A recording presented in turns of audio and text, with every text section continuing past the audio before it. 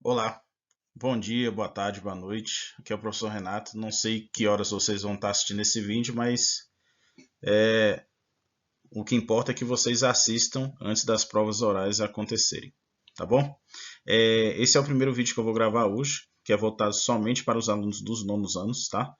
Então, não se esqueçam, nessa próxima semana aí, a partir do dia 16, eu vou estar aplicando as provas orais para os alunos dos nonos anos. E aqui é só um resumo, basicamente, do que a gente viu nas aulas de revisão, para que você possa se preparar melhor para as provas orais, tá bom? São só dois conteúdos que vão ser abordados, ok? Então, vou explicar um por um, lembrando que cada prova oral ela vai ser dividida em duas partes. Tanto na parte da parte 1 quanto da parte 2, eu vou extrair duas perguntas ou duas frases para que você possa formular sua resposta, tá bom? E a prova oral vai valer 2 pontos na nota bimestral, ok? Então vamos aqui para a primeira parte. Então nós temos aí na parte 1 o conteúdo que foi visto na unidade 4 de First e Second Conditionals, né? Para quem não se lembra, First Conditionals ela tem uma seguinte estrutura, que é a oração condicional. Para quem não se lembra, é aquela que se inicia com if, que significa se. E aí, essa oração condicional, se essa condição for atendida, ela vai gerar uma consequência, um resultado. E esse resultado geralmente vai ser no futuro com will, porque eu estou falando de uma possibilidade futura, desde que aquela condição seja atendida. Então nós temos aí, novamente, né, conditional clause, e ela sempre vai estar aí no simple present. Então é importante que na hora de você ver qual pergunta for sorteada para você, identificar se aquela oração condicional que aparece na pergunta é de primeiro ou segundo condicional. Se você identificar que o verbo está no presente, então é first conditional. E aí nós temos a oração principal, né? Aquela que você vai usar no futuro com will para indicar o que possivelmente pode acontecer, tá bom? A gente usa, né, como já foi dito, o first conditional para falar de ações que possivelmente acontecem no futuro. E aí nós temos, né, a estrutura que vocês já devem ter visto aí lá no sexto ano, no sétimo ano, oitavo ano e agora no nono ano novamente, né? Sujeito, seguido de will, que é a partícula de futuro, seguido do verbo que indica aquilo que possivelmente vai acontecer. E esse verbo tem que estar no infinitivo sem a partícula to. Então vamos aí para a segunda para o outro conteúdo, que é second conditionals. No caso do second conditionals, apesar da estrutura ser um pouco semelhante, a nossa oração condicional aí, ela vai estar no passado simples, simple past. E quando nós temos isso, nós não estamos falando de algo que possivelmente vai acontecer, mas sim de uma hipótese, uma situação imaginária. Qual vai ser a diferença dela do second conditional para o first conditional? Enquanto lá no first conditional eu uso will para indicar aquilo que possivelmente vai acontecer, para eu falar da hipótese ou da situação imaginária, eu uso would. Então, seguido de... Então, nós temos o sujeito, would, seguido de um verbo no infinitivo também sem a partícula to. Tá bom? Não esqueçam disso. Então, nós temos aí a primeira pergunta, né? What will happen if the forest burnings don't stop? O que irá acontecer se as queimadas na floresta aí não pararem, né? A gente está nesse período de seca, de estiagem, e as queimadas estão cada vez mais frequentes aí nas reservas ambientais aqui, não só no DF, mas como no Brasil como um todo. Então aqui, ó, a gente pode identificar que na minha oração condicional, if the forest burns don't stop, aqui eu tenho uma frase que está no simple present. Então por isso que você vai responder a consequência disso, né, desde que essa condição seja atendida, usando o futuro com will. Então nós temos aí, if the forest burns don't stop, entire ecosystems will disappear. Você pode falar isso, que ecossistemas inteiros podem desaparecer, como a caatinga, tá ok? O cerrado, por exemplo, está tendo muita queimada aqui perto de nós. Eu posso também falar que many animals will lose their homes. Então acaba, né, que a floresta é o lar de muitos animais e eles acabam perdendo os lares também. Mas são só exemplos, vocês podem fazer outros exemplos aí de acordo com o que for sorteado para você responder na hora, tá bom? Continuando. Na pergunta número 2, aqui nós temos: If we don't preserve the coral reefs, what will the consequences be? Se nós não preservarmos, né, os recifes de corais, quais serão as consequências? Para quem não se lembra, esse texto foi trabalhado, um texto que fala sobre a importância dos recifes, né, e a importância das abelhas para a natureza, né, e quais seriam as consequências caso essas espécies fossem extintas, né? Quais seriam as consequências para a raça humana e para o planeta? Então aqui nós colocamos aqui: If we don't preserve the coral reefs, sea life will cease to exist. A vida marinha vai parar de existir. Não é que quer dizer que ela vai terminar completamente, mas é como se fosse um efeito em cadeia, já que os recifes de corais, né, são como os berçários, né, da vida marinha e protegem os alevinos, os filhotes de várias espécies dos predadores. Então é um espaço onde eles podem crescer até entrar mar adentro e seguir a vida deles, né? Então, se não tiver isso, vai ser um efeito cascata que vai afetar várias partes aí da vida marinha. Ou nós podemos falar também: many fish will not be able to reproduce, que é onde, né, vários peixes se reproduzem aí. Próximo. If you had a lot of money, where would you live? Se você tivesse muito dinheiro, bastante dinheiro mesmo, onde é que você moraria? Aqui nós temos um caso de second condition, porque na minha oração condicional, o verbo principal aqui, que é o have, está no passado, had. Então estou falando aqui de uma situação hipotética, né? Então, if I had a lot of money, I would live em Águas Claras. Ou I would live abroad, moraria no exterior. Você que decide onde é que você quer morar, mas lembre-se da estrutura, né, que eu ensinei. Sujeito, would e o verbo, indicando aquilo que hipoteticamente você faria. 4.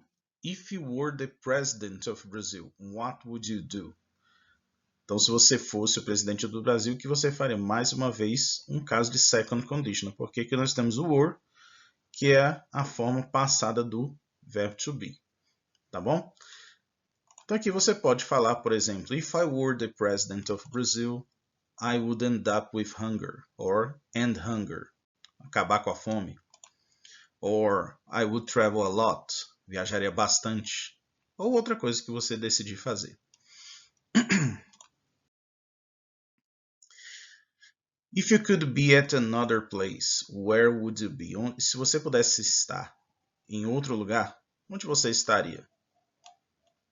Aqui também um exemplo de second condition. Aqui nós temos o verbo principal da oração condicional, que é o could, que é o passado de can, o verbo poder.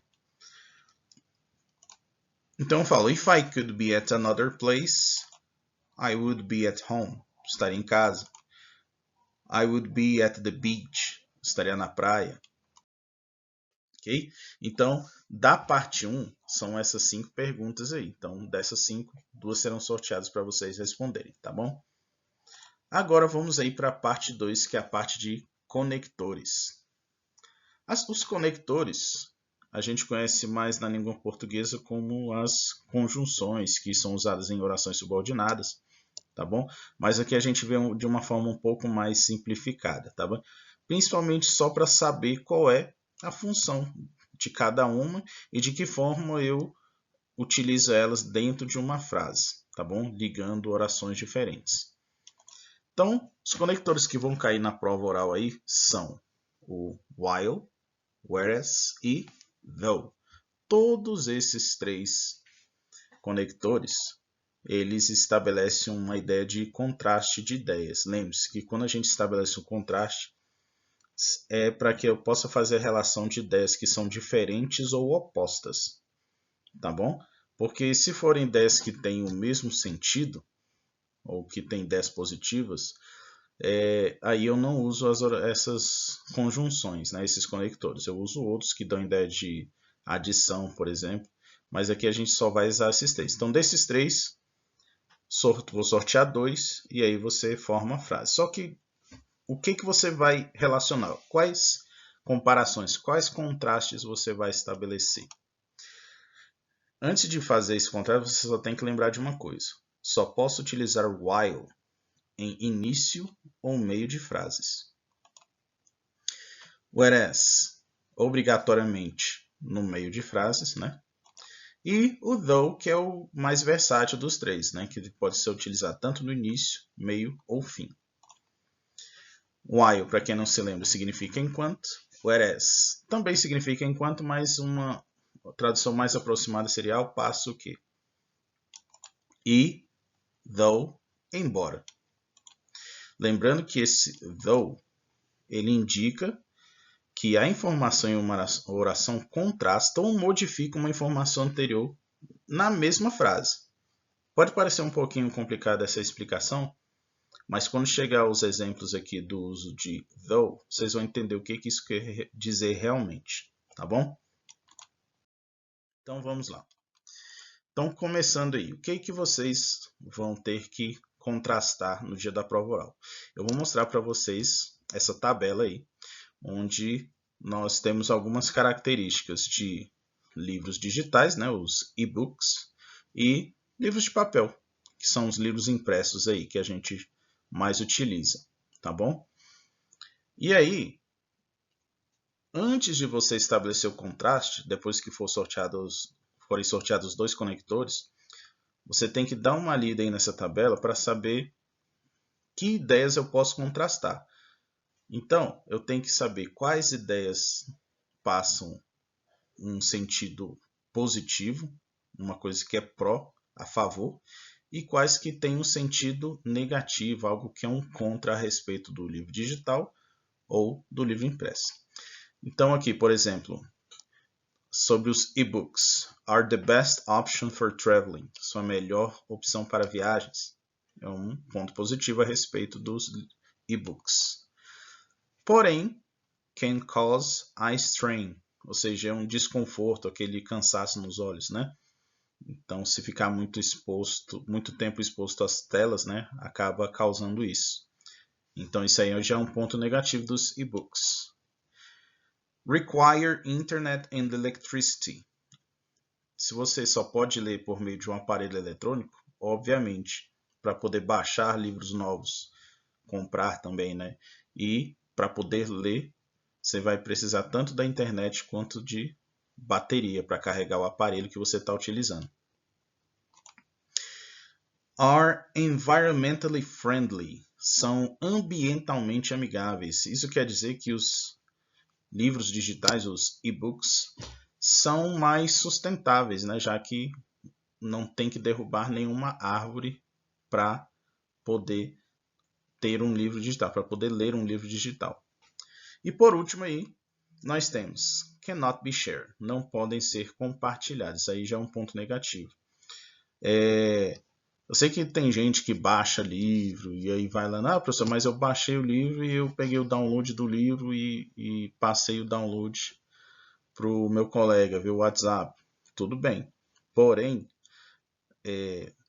todo material como sendo de literatura, música, ele tem os direitos autorais. Então, quando tem essa característica de dizer que não pode ser compartilhado, é porque subentende-se que você comprou esse livro para poder baixá-lo e para que outra pessoa possa ter a possibilidade de ler esse livro, ela também vai ter que comprar e baixar. Você não pode simplesmente baixar e ficar distribuindo, a Deus dará aí, porque isso aí se configuraria num crime de direitos autorais, tá bom? Mas muita gente faz, né? Faz não só para livro, quanto para música, filme, o que seja. Agora, livros impressos, print books. Então nós temos aí a primeira característica que é don't require batteries or internet. Então essa é uma grande vantagem, né? Você não precisa nem ficar carregando, porque não precisa, ele não exige nem energia nem nada. E também você não precisa de internet, ele está ali na sua mão, à sua disposição. É só você pegar, passar as páginas e ler. Keep you away from screens. Mantém você longe das telas. Outra vantagem também. Já que não tem aquela tela que fica brilhando no seu olho constantemente, então não tem a possibilidade de causar desconforto nos seus olhos, entendeu? Pode gerar até um cansaço, essas coisas, né? Porque a gente às vezes começa a ler, dá aquele sono, você acaba apagando, dormindo. Pode ser que aconteça, mas nada que vá prejudicar a sua visão. Can be expensive. Esse é um porém. Livros, né? Por ser um material aí concreto, sólido, ele tem um custo para ser manufaturado e aí, dependendo do livro que você quer adquirir, e se é um livro nacional ou importado, o preço varia bastante. Há livros muito baratos, mas também há livros muito caros, entendeu? Então, esse é um contra. Can take up much space. Podem ocupar muito espaço. Esse também é uma das desvantagens em relação ao livro digital, porque o livro digital você armazena na memória virtual do aparelho, né? Então, dependendo da quantidade de memória que você tiver no seu celular, tablet ou leitor de e-books, então você pode armazenar em milhares de títulos num único aparelho. Agora, se você precisasse de milhares de títulos de livros impressos, você teria que possuir um grande espaço, um cômodo gigante, onde teria que colocar várias prateleiras e estantes para poder ter todos esses livros lá. Então eles ocupam espaço. Esse é um ponto. E por último aí, require trees to be felled, ou seja, exigem que árvores sejam derrubadas, né? Precisa de papel, então a matéria-prima aí para poder fazer o livro, infelizmente, são as árvores. E aí nós, para fabricarmos esses livros, precisamos, né, derrubar algumas árvores aí e aí ter o livro para poder ler. Então nós temos aí, para cada tipo de livro, né, tanto o livro digital, o e-book e o livro impresso, nós temos aí 2 prós e 3 contras. E aí vocês, dependendo do conector, vão fazer a relação. Então vamos começar aqui pelo while. Então temos aqui, eu vou contrastar uma característica do livro digital com uma característica do livro impresso, né? Características correlatas. Mas lembre, se eu estou fazendo um contraste de ideias, tem que ser ideias que sejam opostas ou diferentes. Então, eu coloquei aqui que while e-books can cause eye strain, print books keep you away from screens. Então, enquanto os livros digitais, os e-books, podem causar desconforto nos olhos, na visão, os livros impressos, né, os livros de papel, mantêm você longe das telas. Então, aqui eu tenho um exemplo de onde eu utilizei o while em início de frase. Eu também posso falar, por exemplo, print books keep you away from screens, while e-books can cause eye strain.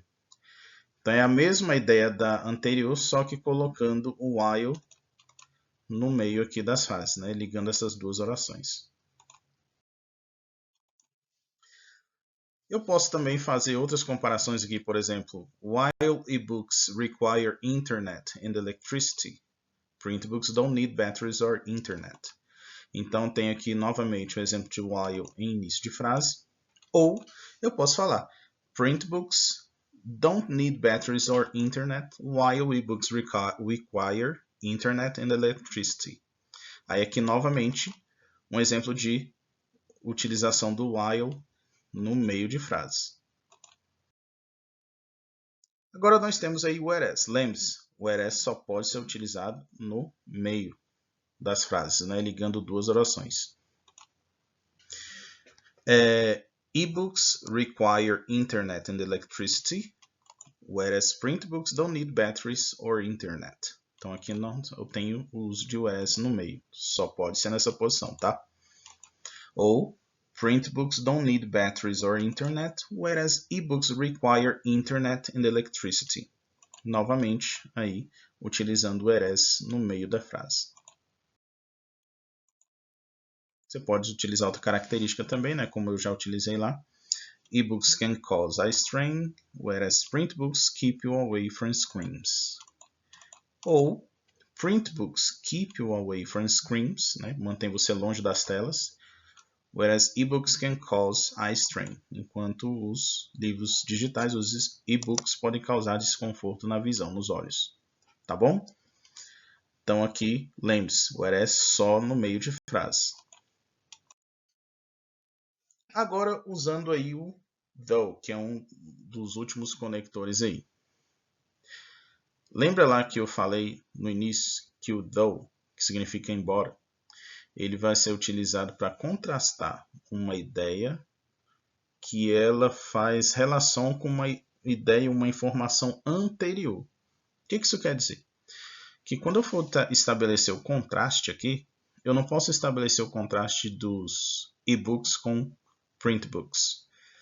Eu vou falar só de um tipo de livro e dentro das características desse tipo de livro, eu estabeleço os contrastes das ideias que são prós ou contras a respeito desse tipo de livro, tá bom? Então aqui eu separei aqui, vou fazer começando aqui pelos e-books, depois eu vou para os print books, tá bom? Então aqui novamente, só para a gente relembrar. Are the best option for traveling, ponto positivo. Can cause eye strain, é um contra. Require internet and electricity, também é um contra, né? Are environmentally friendly, são ambientalmente amigáveis, são sustentáveis, é uma coisa a favor, um ponto positivo. E cannot be shared, não podem ser compartilhados. Então, eu vou fazer o contraste dessas ideias em si, somente dos livros digitais. Então, por exemplo, aí, though e-books can cause eye strain, they are environmentally friendly. Então, embora os livros digitais possam causar desconforto nos olhos, eles são ambientalmente amigáveis, são mais sustentáveis. Então, aqui eu tenho o uso de though no início de frases. Ou eu posso falar, e-books are the best option for traveling, though they require internet and electricity. Então, e-books são a melhor opção para viajar, embora eles exijam o uso de internet e eletricidade. Aqui, usando o though no meio. E por último aí, nós temos e-books are the best option for traveling. Ponto final, né? They require internet and electricity though. Então, tem a mesma ideia da de cima.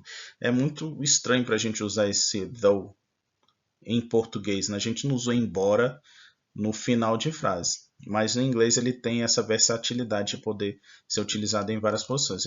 Se eu fosse traduzir, eu não traduziria com falando embora no final. Eu traduziria como ou a primeira ou a segunda opção, né? Usando ele no início ou no meio. Mas é muito mais comum do que vocês imaginam a utilização do though em língua inglesa no final de frase. Agora vamos aí para os livros impressos, print books. Então vamos aí, primeira característica, don't require batteries or internet, ponto positivo. Keep you away from screens, também outro ponto positivo. Can be expensive, são caros, ponto negativo aí, um contra. Can take up much space, também é uma coisa contra. E por último, require trees to be felled, exigem que árvores sejam derrubadas, né, para fabricação.